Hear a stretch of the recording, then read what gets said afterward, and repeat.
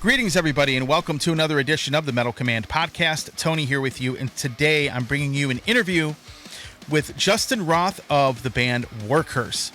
Now, for those of you that have known me for a very long time, and for those of you that have listened to the radio show for any length of time, you know that I'm always looking for really cool bands that fit the show that maybe many people don't know about yet, but should know about, or you have one of those bands that, you get an album by them, but the next album is going to be great. Like, for example, I remember when I first received a copy of Kingdom of Madness by Edguy, and I'm thinking to myself, man, these guys are going to kick ass on the next album.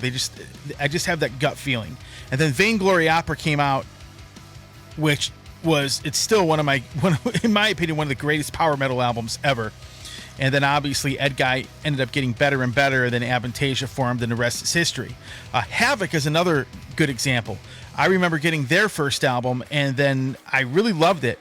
But then I thought to myself, these guys are going to get a lot better. I have a feeling the next album is going to be great. Then the album Time Is Up came out, which is absolutely one of the most kick-ass thrash metal bands, or thrash metal albums I've ever heard, and the rest is history. Well, Workhorse is one such band that, in my opinion, is in that category. I have a really good gut feeling about their next album, and I received the last album from them.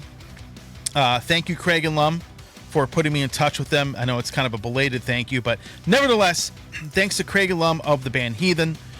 He put me in touch with Justin a couple years ago, and I've gotten to know Justin quite a bit over the last couple years, and I really am looking forward to the next Workhorse album. And I think from some of the snippets, from what I've heard, I can tell you the album's going to be pretty kick-ass. So with that said, this is the interview with myself and Justin Roth of Workhorse. We talk about a lot of stuff. We talk about being a heavy metal fan. We talk about the next album. We talk about a whole bunch of stuff with the band. So check it out. Leave a comment. Let us know what you think of it. If you like what you see and hear on the channel, of course, hit the subscribe button and hit that little bell to be notified of any future videos that I post. With that said, here's myself and Justin Roth of Workhorse. Justin, it's great to have you on the here, and Justin, of course, from the band Workhorse. You're making a new album signed to Metal Blade Records, correct? Absolutely. And let's talk about this next record you have coming out. A young thrash band that put out a pretty solid release that I ended up getting, that I've listened to, but I'm thinking that this next one's going to be a lot better. So talk about your new album that's going to be coming out at some point. Well, I certainly hope it's better, and I appreciate the kind words on the last one. I don't know how much I can give away. We're in the process of recording it right now. So, as you had mentioned, we signed a deal after Eradication. We signed a deal with Metal Blade Records and Blacklight Media. It's a 3-album deal. This album, we've been writing it the whole time that we have been sitting at home for COVID. So, I think it's a lot better. I'm happier with the songs. It was more of a team effort this time, where I kind of wrote most of the older stuff. This time around, our vocalist Blaine has contributed a ton. He's a really good musician, really good guitar player. Murphy's had a lot more input. So yeah, it's been cool. It's a little more collaborative. It's maybe the thrash metal purists may get a little perturbed at a couple of the outside of the box things we're doing, but we'll see. Yeah, I'm happy with it. It's funny though. I gotta back up. You called us a young band, and this is why I find metal so hilarious. Only in metal can you be a band of late 30s, early 40s men, 10 years into your career, 20 if you count all the other bands that me and Murphy have done together, but 10 years into a band at nearly 40, are you considered a young man? Only in metal. You know what else about metal? You know what else there is about metal? You could be the ugliest person in the world, dude, and if you make good music, people will fucking love you. Well, I'm hoping so. None of us are exactly good looking, so. But yeah, I mean, let's not say young band, but a newer band. And the last album, Eradication. So in doing this show for as long as I've done it, I've always received demos and debut albums from people nobody's ever heard of before.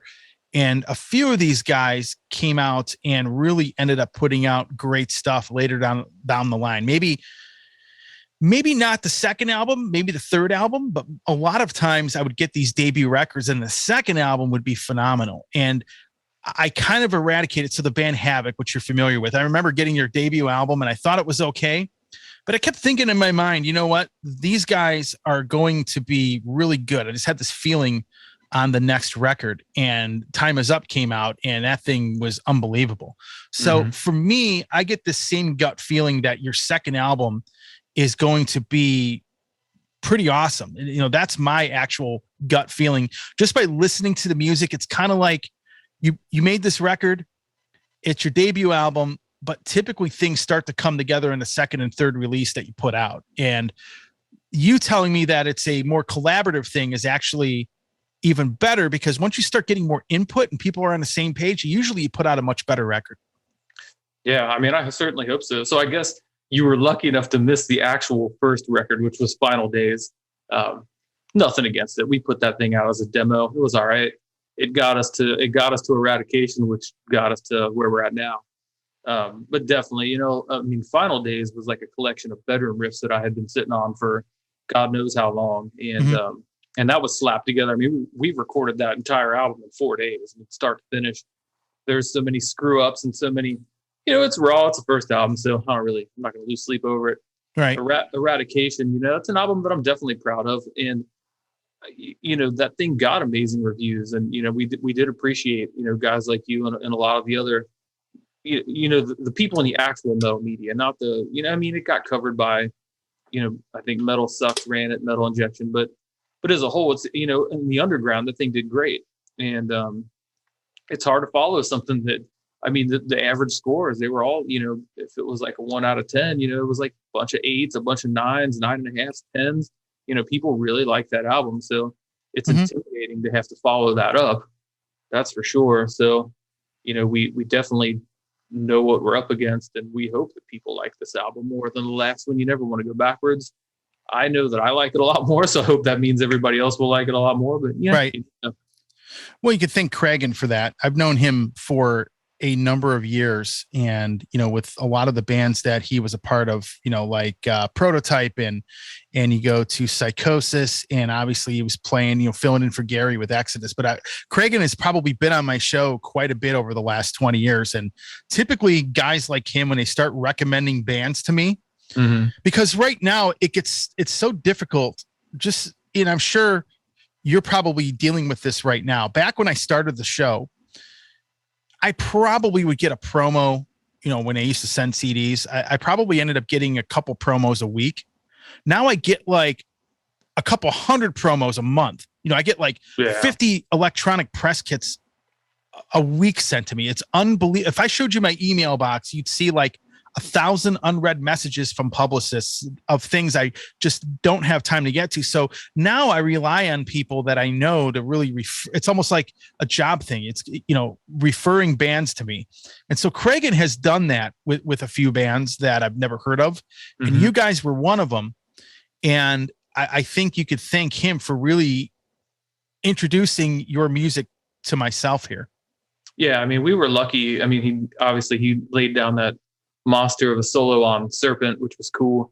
Cragen's our manager now. I don't know how many people know that, but we left the management group that we were with prior, and now I don't know how public it is. Me and Cragen kind of have a thing going on management wise, and then he manages our band, so it's cool. But yeah, to be in that circle and to have guys like Cragen promoting you.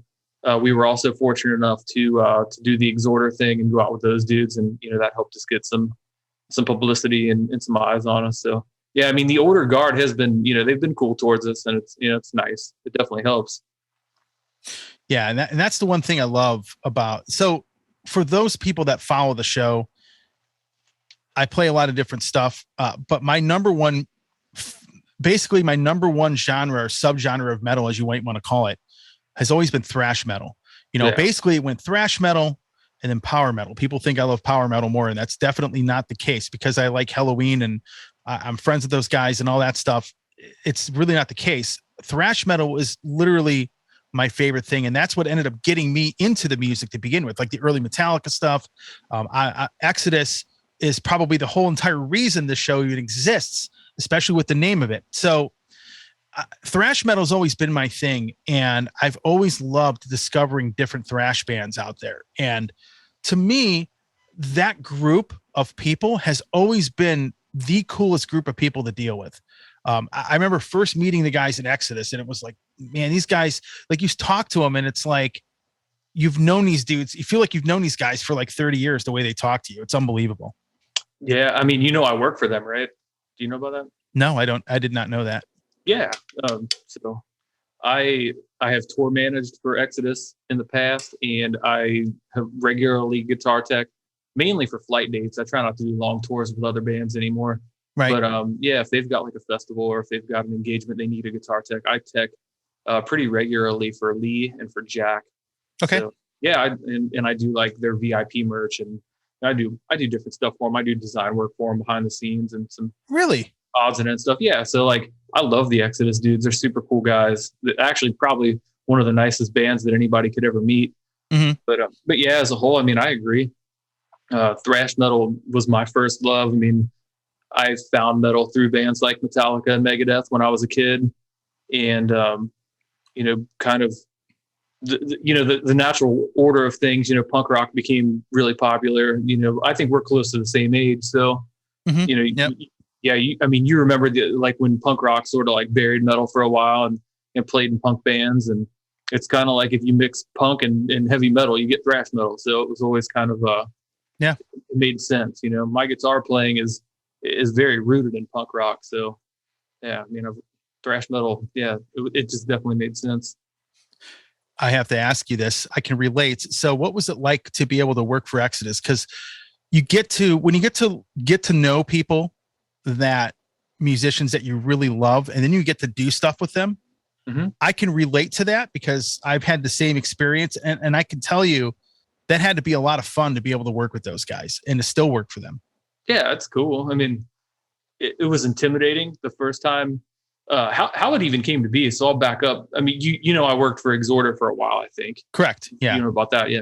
So we were on tour with Exhorder, and it was at the, what do they call that thing in Georgia? It's not the Guarbecue, but it's the other one. It's the other heavy metal barbecue thing. They do it at the Masquerade. Okay. But anyway, yeah, whatever. So we were crossing paths, and we were going to be at the same fest. And because it was a one-off, they needed guitar techs. Murphy, the other guitarist in War Curse, actually drum techs for Tom Hunting. So it's like a total family affair. And he was on the road with us at the time. He was drum teching for Sasha and Exhorder. So yeah, it was just like a happen chance thing where Cragen knew us, clearly. So he hit us up. He's like, hey, we're going to be there. Would you mind teching for us? So I will admit, Gary not being there at the time made it like slightly less nerve wracking, but it's still, it was still Exodus.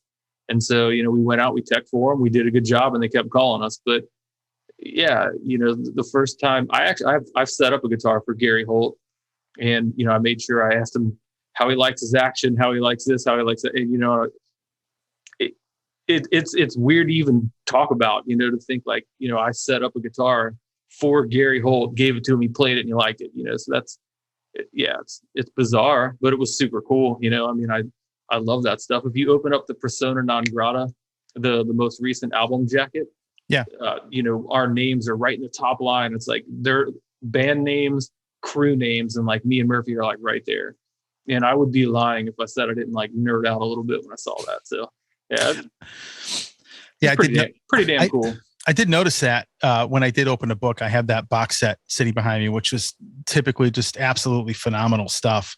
And yeah, Gary's a cool dude. Anytime I've ever spoken to him, I remember the first time I ever talked to Gary was years ago. It was probably when Temple of the Damned came out. It was when they sort of came back. And I talked to him and I'm like, dude, you know, you realize this show was named after one of your songs. And he was like, really, dude? And it was funny. I still have the quote. If you listen to my promo, there's a quote from Gary Holt. And at the very beginning of the promo, it says, it's him saying, heavy metal is too well behaved. It needs more bad behavior. It's from an interview that we did. And that sounds like the Gary of old, like the Gary of, I don't know how misbehaving current Gary Holt is. He's kind of a chill dude. So yeah, but I could tell you, it was 2003 or 2004. I don't remember now. Yeah, that makes sense. Yeah, like modern day Gary's like cat memes, keeping to himself. Yeah, Gary's like a low key dude, but one of the raddest dudes out there. Oh, absolutely. Yeah. He is my favorite thrash metal guitarist ever. He's fucking ever. You know, I'm a rhythm guy. I don't give two shits about leads. Never really did. Mm-hmm. You know, I look up to dudes like that. You know, dudes like him, Eric Peterson, James Hetfield. Like those are the dudes that everybody else. You can jerk off all day and watch all the shred shit you want, but like a dude who can write a riff that can stand the test of time, that can stick in your head, that defines a song or defines a band. And you bring up tempo, but like how many fucking goddamn we can cuss on here, right? Sure. Oh, cool. Yeah. But yeah, how many fucking good riffs are on Tempo of the Damned, Blacklist and some of the fucking just absolute bangers. Absolutely. Yeah. And it's funny how great a rhythm guys a lot of these thrash metal guys actually are. You brought up, Hetfield's phenomenal. You brought up Eric Peterson's actually really phenomenal. Mm-hmm. It's funny you brought him up because I wasn't thinking about him at the time. I've always loved Scott Ian, mm-hmm. and I've always loved Gary's playing. I mean, these guys are great rhythm players, and people underestimate how great that is, and how talented it is. And then to see him jump on stage, like when these guys are on stage and they're moving around and they're playing this stuff's mm-hmm. not like it's very easy to play to begin with. Absolutely. But then to move around on stage, I mean, I don't even know how like Scott Ian even like jumps around on stage playing that stuff. It's crazy, you know, and Hetfield singing and playing at the same time. I can tell you flat out, that has to be one of the hardest things you could possibly do, to be able to sing and play that music. Any kind of like heavy metal music, singing and playing is definitely not an easy thing to do. That's something, man, you have to really work hard for. I don't understand, when I see Dave Mustaine get up there or Hetfield get mm-hmm. up there, those guys, I mean, I even watched Jeff Waters do it for Annihilator when he was kind of in between singers. Yeah. It's just crazy how these guys can do this. And it's like nothing for them.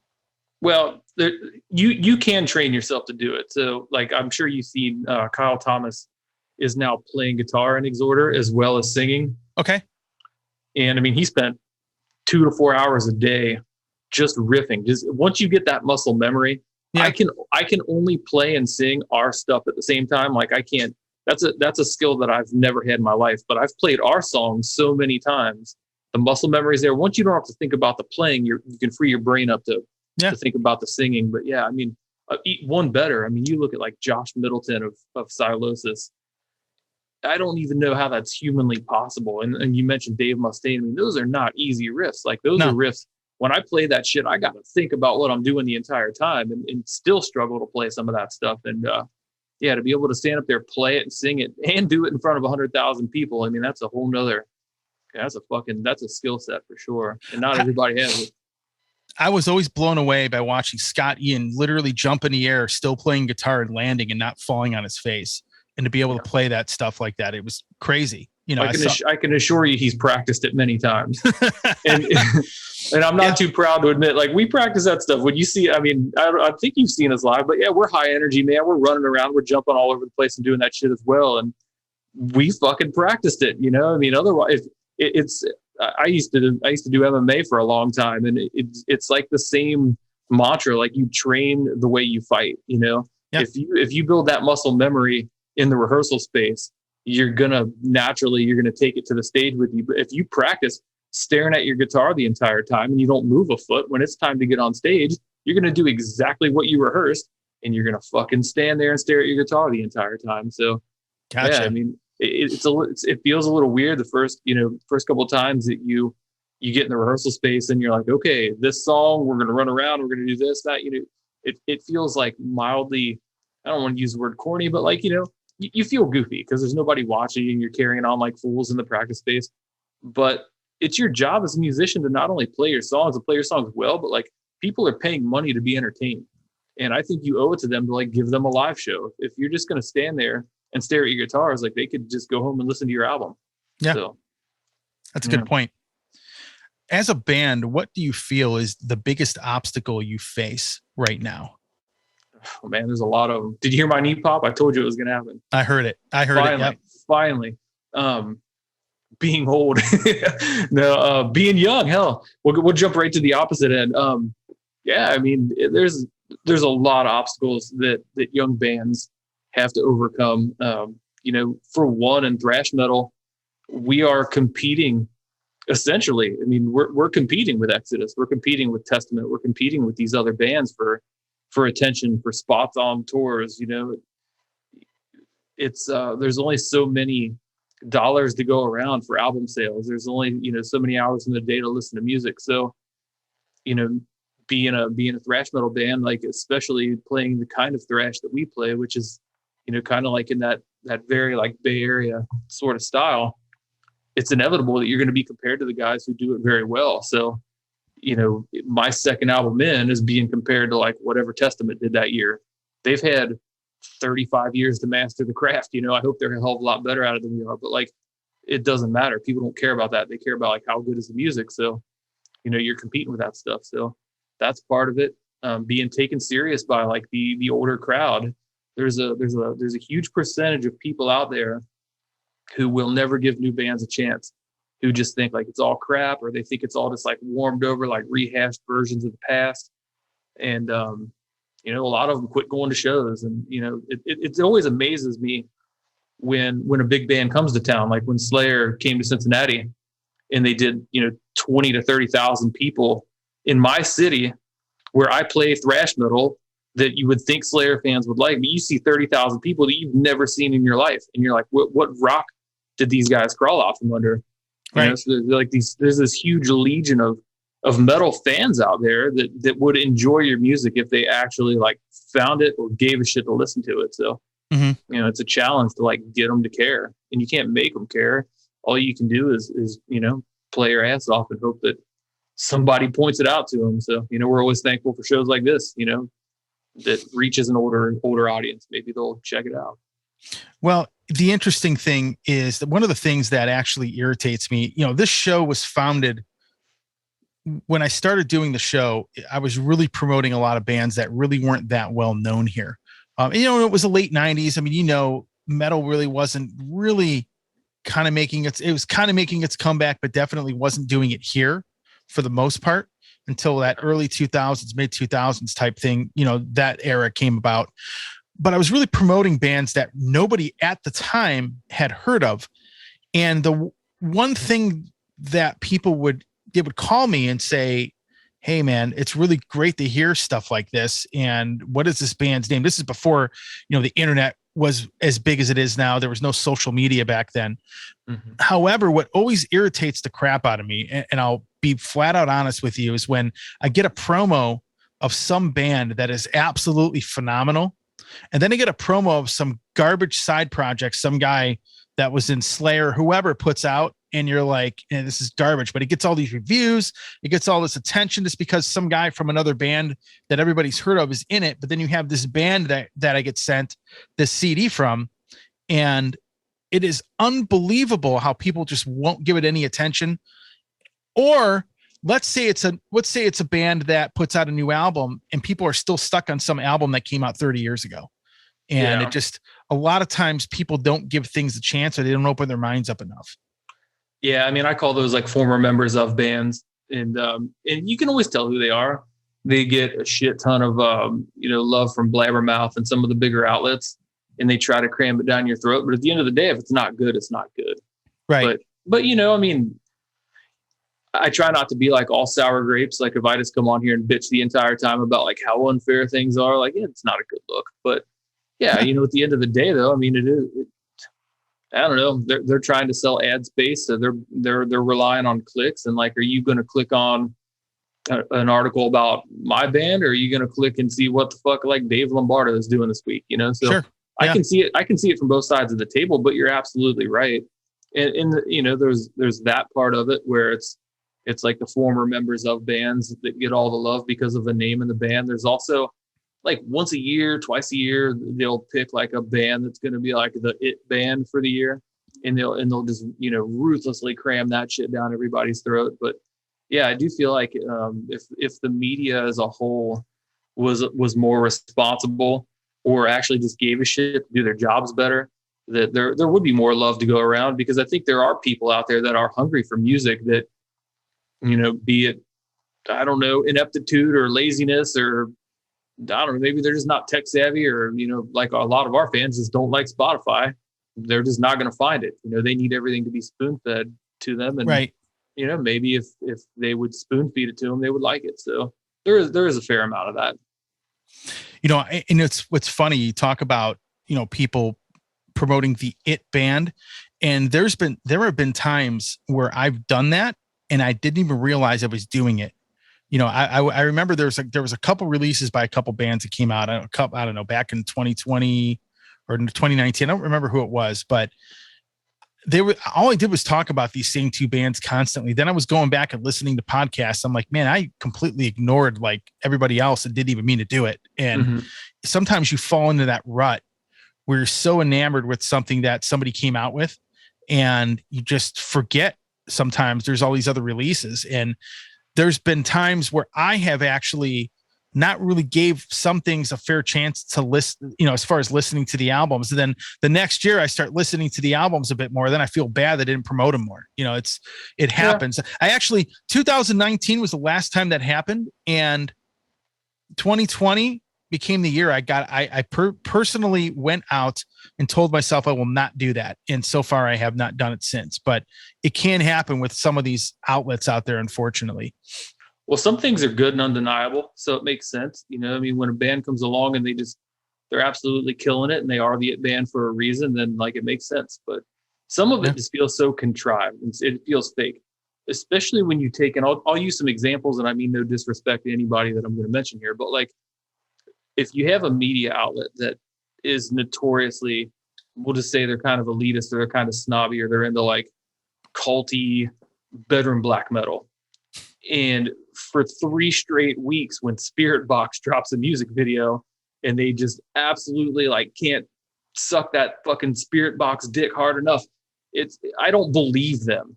It's like, I know the shit you guys promote. I know the shit you guys talk about and what you say that you listen to.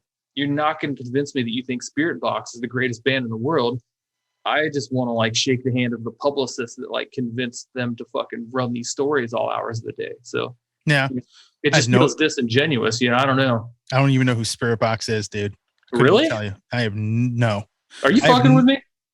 No. I've never been sent anything from them, well, which is really funny because I get a lot of non-metal music that gets sent to me randomly. I had like a funk band send me an album, and I'm like, you do realize I don't play this kind of music, right? And people are like, oh, my bad. But well, Spirit Box is they're kind of like new metal-y, which, new metal is kind of making a resurgence. They've got a female vocalist who is great at what she does, but it's almost like, well, prior to this new release, they just put out a song that I swear to God, it sounds like the background music when you're like trying on pants at the mall. It's I swear to God, it's like mall pants music. It's fucking bizarre, but. And that's the one everybody's sucking off. But every time you say that, when you say mall music, I keep thinking of some of the scenes from Bad Santa in the dressing room. But totally, yeah. But either way, the Spirit Box band, dude, they're fucking like they're blowing up right now, and great for them. But yeah, I did a little bit of digging. I was curious, like I say, like hats off to their publicist, their management group, whoever is like cramming this thing down the throats of everybody, and they are managed by. What is that group that Jay-Z owns, like Rock Media or whatever it is? I couldn't tell you. They're like managed by Jay-Z's fucking management group that manages like basketball players and like Beyonce's career. Yeah, so like they're managed by some super fucking like gigantic like fucking media conglomerate that only promotes like 10 time over millionaires or bigger. So Spirit Box will be very successful as a result. Hats off to them. So I was talking about this earlier, about that Metallica thing in the back. So it's something about Master of Puppets. What is that on your shelf? You said it's a book? It is. That book's called Back to the Front. Yeah. It's like it's the whole backstory of making Master of Puppets. It's a thick book. It's really big. It's like phone book thick, but it's full of like really cool photos. They sourced them from fans. So like for a year they collected and had people send them in anything they had from like old shows, old behind the scenes things, meet and greets. It's a lot of like stuff from the bands, like personal photos that they curated. But yeah, it's just super cool, man. It's like a really in-depth diary kind of backstory on the making of Master Puppets. And there's just tons and tons of stuff in there that was never seen before they put that book out. Yeah. I'll be honest with you. I actually have the box set, the deluxe box set when he reissued the album. And there is some really awesome stuff in there. I probably would say of the 5 box sets that they have out right now, from Kill 'Em All through like the Black Album, the Master of Puppets one is my favorite one, because not only is there a ton of really killer content, but there's a ton of interviews, but the book that's in there has a lot of really cool photos and a lot of cool stuff. And that was actually my favorite box set they had put out when they reissued the record. Dude, nobody does a box set like Metallica. No, they are the masters of it. And also the remasters they're so tasteful. Yep. No disrespect to Megadeth, those fucking remasters are atrocious. They're an abomination.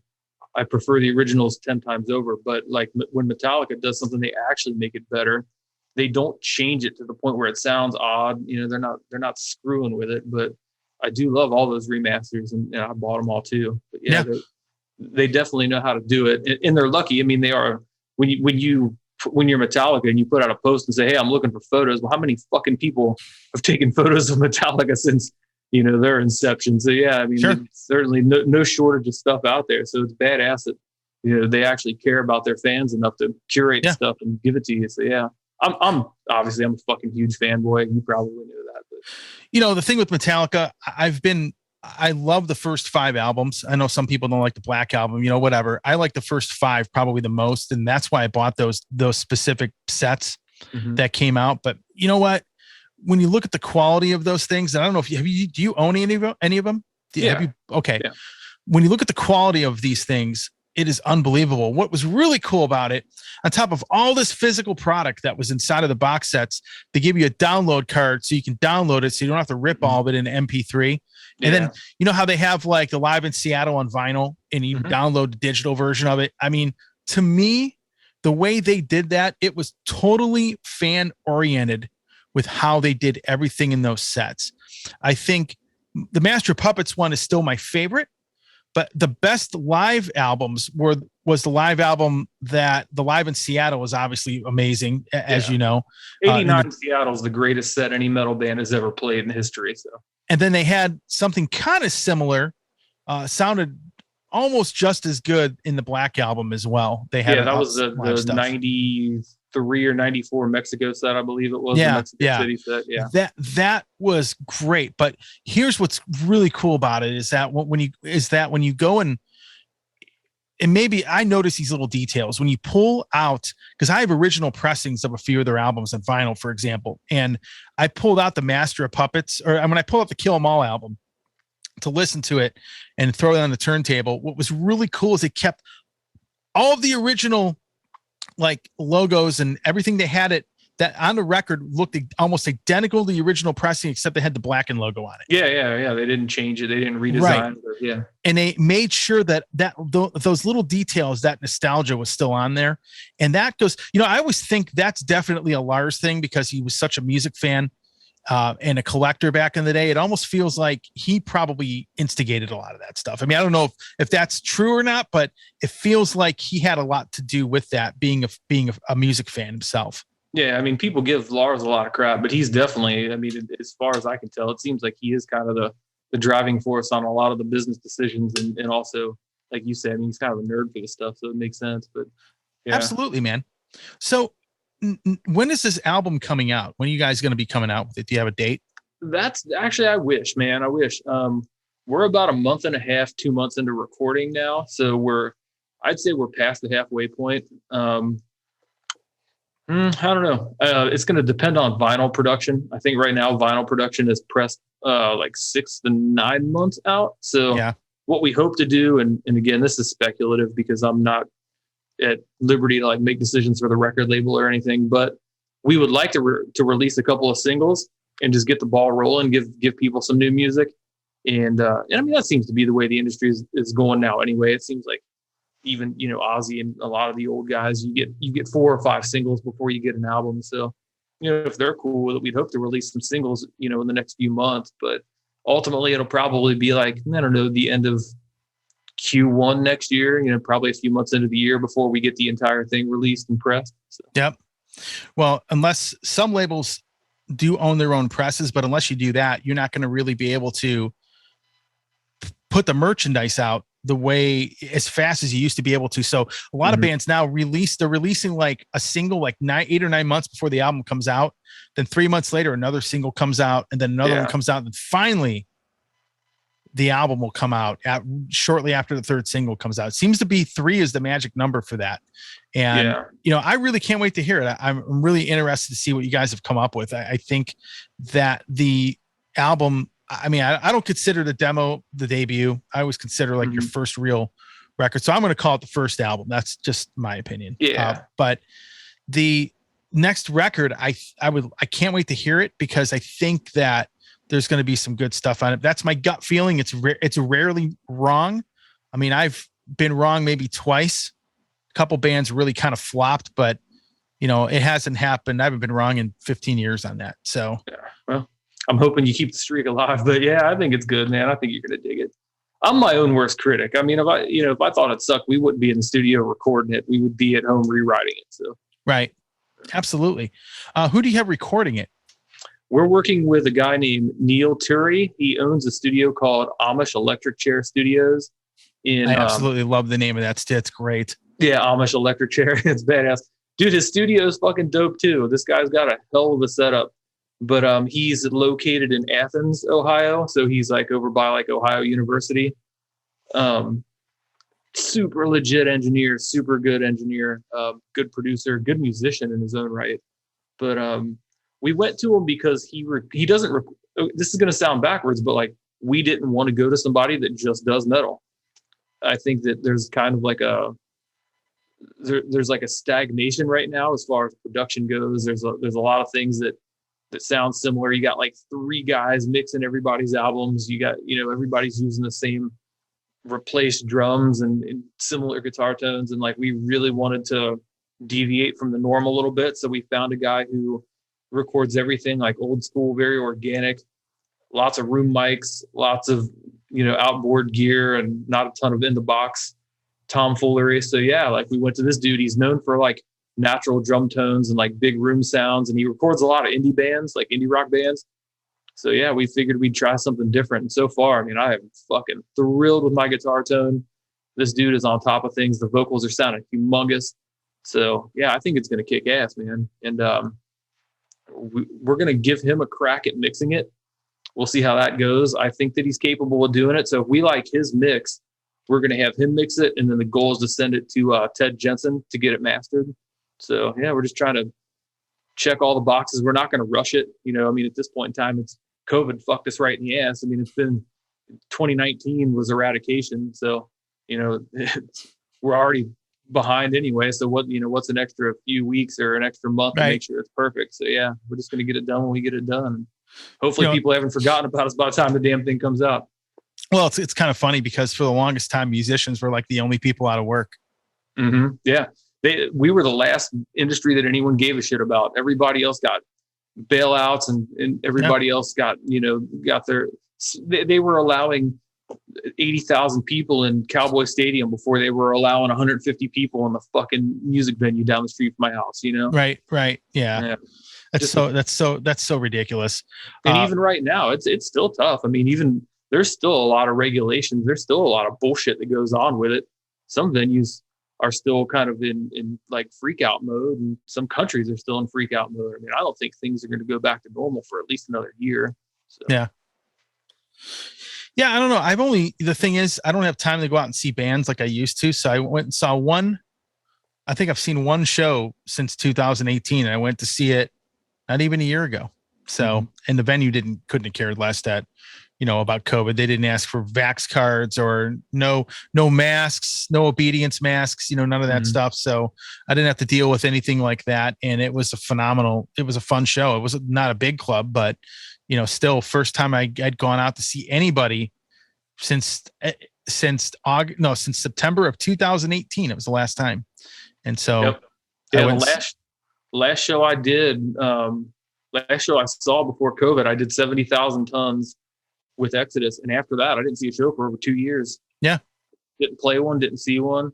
And as soon as things started opening back up, I know you and we've got a lot of mutual friends. We cross paths a lot on Facebook. So we've had these conversations here and there, but like a lot of people were sort of the mindset that like they weren't going to deal with the bullshit. Like they weren't going to jump through the hoops or like get the negative test to go to the show. And like, I respect that. I get that. But for me, like as soon as things opened up and like bands that I liked were able to start touring again, I just wanted to support the fucking bands. Cause like, I know those dudes haven't made any money in 2 years. So yeah, I mean, as soon as things started happening, like I've been to a bunch of shows. We've played a handful of shows in the time since things have opened back up. And yeah, I mean, I just feel like it's important for people they got to understand, like you said, I mean, we got screwed harder than anybody, all of our tours canceled, everything that we lost for 2 years. Most of us couldn't even, unless you record an album yourself, like it was hard to even get into a studio, which was like what set us back. A lot of studios were, being cautious and whatever. So yeah, I mean, we have lost revenue like 3 years in a row. So yeah, if a show comes to your town, like go out, see it, and fucking buy some merch. Buying merch is about the only thing I can do at this point time wise. But I remember I bought a lot of t-shirts and I bought more vinyl records and t-shirts from bands during the pandemic thing than I probably ever have in my life. It was just like, man, I wanted to get all these shirts. And so bands were like really hurting for money. And I'm like, you know what? I'm going to go directly to their site and get the stuff that I've wanted from a lot of these groups. And I kind of would pick one band a week to go get something from. And, that's about the most I can really do, but merch does make them money. So, I mean, that's typically what I go for. I try to buy it directly from them. But then I realized like, a lot of times, they'll send me stuff and I hear the promo and then I'm like, dude, I got to get this on vinyl or something. And so, yeah, I get that. And it's interesting because for me, I went and saw, I don't know what was the first band you saw after the pandemic? Yeah. Oh shit. I went to a pop punk show in Indianapolis. Okay. So, I get metaled out. I know I'm on the metal command. I know I play in a metal band, but yeah, I love metal, but yeah, I like a lot of other stuff too. So yeah, it was like a pop punk show. I went and saw a band called State Champs, and they played like the Egyptian Room. It was some Live Nation venue, and this was the funny thing about it. So it was like it was a fucking wear your mask, show your papers, fucking situation, whatever. Dude, we get there, no one checks the fucking papers. So like I went to Walgreens, got the test. I mean, whatever, you drive through the drive-thru, it's fucking free. It takes 2 seconds, but it was for nothing. No one checked the papers. No one wore a fucking mask. So it's like, yeah, I don't know. It's weird, but yeah, so I went to that. I've been to a bunch of metal shows in the time since. I went and saw the Three Tremors in Akron back in November, and the venue said, if you're not feeling good, stay home, which is pretty much common sense before the pandemic, which is kind of funny. Exactly. Do we really need the CDC to tell you if you feel like shit, don't go to a fucking show? Yeah. No, I absolutely agree with you. So I think one of the things that does irk me. So to me, what I like about you guys is on your Facebook page, you always prop up another band. And I've noticed a lot more as far as bands go doing this for other bands that are out there. Even bands that are big will go out and prop somebody up that they were either friends with, or maybe they like a release and they've been doing that. And I've seen more of that now than I've seen, say, in the last 10 years. And do you think that mentality sort of developed because of the pandemic and people were out and people are just trying to support each other? And you guys have always done it. That was like the old school way. Like if you look at the old, a lot of the older albums, they would put band names in the thank you list to kind of help spread the word. It was like an early version of the internet in a sense. Yeah. And now I see people like yourself going on your page and putting up these, like Hatred is probably the perfect example. You put up their new album, which I love, by the way, and you pretty much prop them up. And I've seen more and more bands doing this on their pages. Yeah. So like you said, we've always done that, but that's just, I mean, that's kind of who I am, like I have that Thrash is the Way page and like, some of that. I'm just a fan of music as a whole. And what is the old saying? The tide rising fucking thing. What is that? I don't know. There's a saying about like, the tide rises all shit. I don't know, whatever. It's one of those things, it's like you help them, they help you. It helps everybody in the end. I can't remember the old saying, but like, right. But yeah, I mean, Bloodletter's a good band. We shared their stuff the other day. They put out a release. It's fucking killer. And like, I just feel like, we do shows with these bands. We're friends with these bands. Like, why would I not be a dude and tell somebody to go check it out? Like I'm doing our fans a disservice if I don't tell them that like there's other cool thrash bands out there that they should listen to, and like when I book our shows, I'm very picky about like who we play with. And I want to make sure that our fans, especially when it's like a regional show where like our hometown people are going to travel, I want to make sure they get the best show possible. Sure. And part of that's bringing them the best bands possible. So like, I always want to make sure that like, young thrash bands again, because like there ain't too many people going to throw us a fucking bone. Like we got to look out for each other. So yeah, I mean, what's the harm in doing it? But yeah, I mean, I think if everybody did that, like it would be beneficial. So I'm glad to see more people doing it. But yeah, we've just always done it. Yeah, it's a great mentality to have, especially when it's really hard to get tours. People, the one thing that has really bothered me, the only thing that really bothers me about the metal scene right now, I love the fact that it embraces a lot of younger people. You see a lot of, I remember when Bruce Dickinson first came back to Iron Maiden, and the average age of the people there was like 30, 40 years old. Now, if I go to see an Iron Maiden show, there's like 16-year-olds, 12-year-olds. I mean, you have a lot of these younger kids, and I've noticed a lot of the older bands, the older guard really embracing younger kids and even some younger bands. And I think that is why this music has endured as long as it has, because you got to figure the first people that, let's say if they were 18, 19, 20 years old listening to the first Iron Maiden album, 1980, I mean, they're in their 60s now, I mean, and yeah, a lot of these musicians from back in the day are really embracing, younger people. And I think I love that aspect of it. I love pretty much every aspect of it. The only thing I don't like, and this is something I touched on with another guest of the show that I'll be posting on the page at some point here once I get the interview edited and everything, is that the political side of it. And I'm talking about people that have certain political views get sort of blackballed, but it's not like made public or anything, but it just kind of ignore you. And I've seen this personally happen. There are musicians that won't talk about their political views because of the fact that they think they're going to get screwed out of shows or get lambasted on Facebook or whatever the case may be. And the community never used to be like that. It wasn't like that up until about 2016. So yeah, well, what changed? Exactly. Yeah. But my point is that is something I'm not a huge fan of. And I think that is, if you're going to fix one thing in the community, it's that. Yeah. I mean, it only goes one direction though. Let's be clear. I know.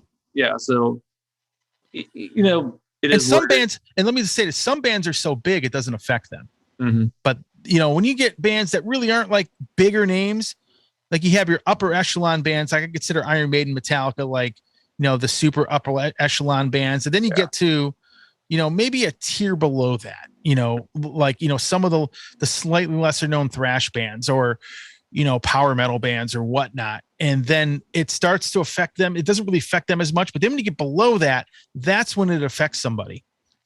Yeah. Well, it's going to be interesting to see. You brought up Havoc earlier, and I love Havoc to death. I love the guys in the band as well as the band.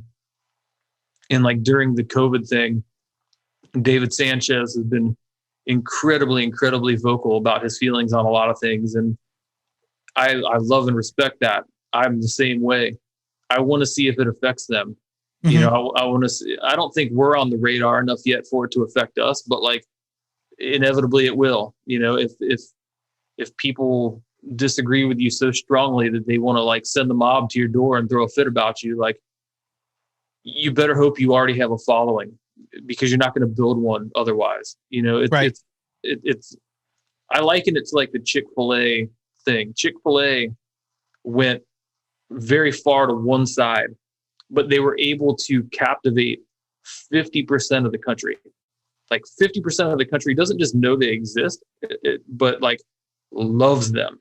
You know, if you can own 50% of the country, that's an enormous demographic. I mean, So, hell, like, that's a higher percentage than people that vote.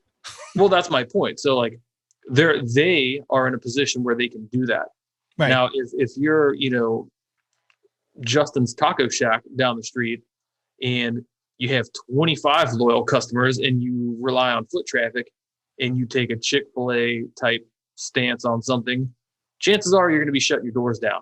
Mhm. So it's whether we like it or not, whether it's right or it's wrong, like that's the climate that we currently live in, and those are the rules that we're forced to play by. So like, Mhm.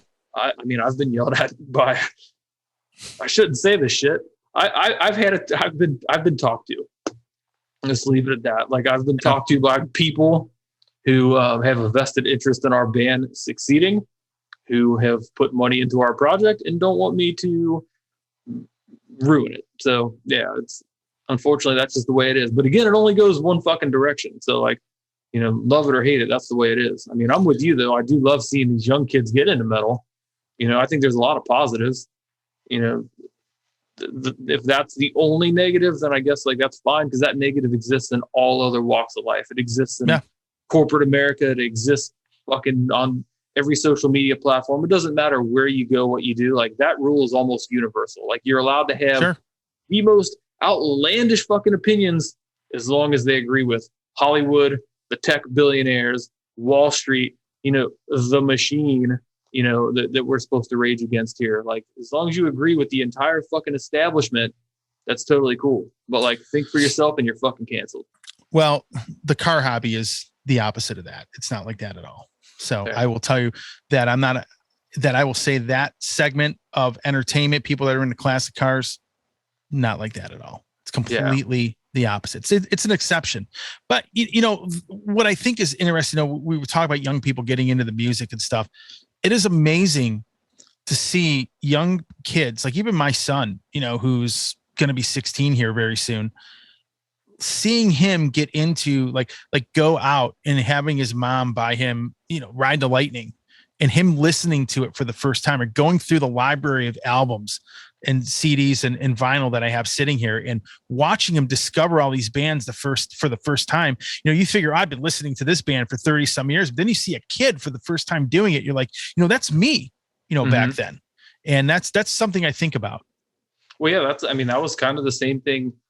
And I'm sure you listened to your parents' music, and you know that's how I found metal. My mom was way into like the glam hair stuff, and my dad was into, you know, Sabbath and Deep Purple and Iron Maiden, and like Seventh Son of a Seventh Son was like a regularly played album in my house as a kid. So like that music was good then, and it's good now, you know. So it's like when you listen to something, you don't hear the year that it was made. You know, maybe the recording has like something that indicates what decade it's from or something, but like good music's timeless.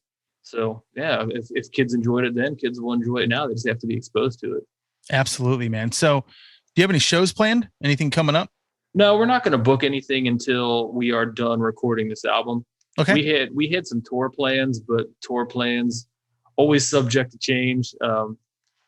Rescheduled is the new canceled. So yeah, like these fucking dirty bastards have learned that if they reschedule you, they don't have to pay your cancellation fee. There's the new fucking loophole.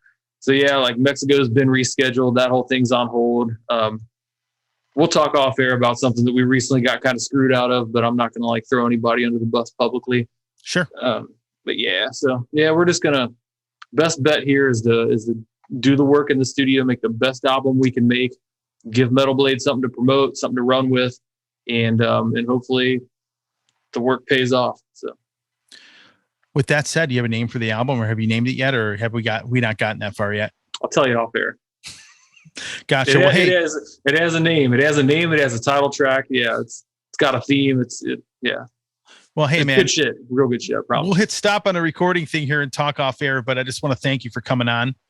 Definitely a lot of fun to talk to you, converse with you on social media. And obviously I really did dig the album that was sent to me.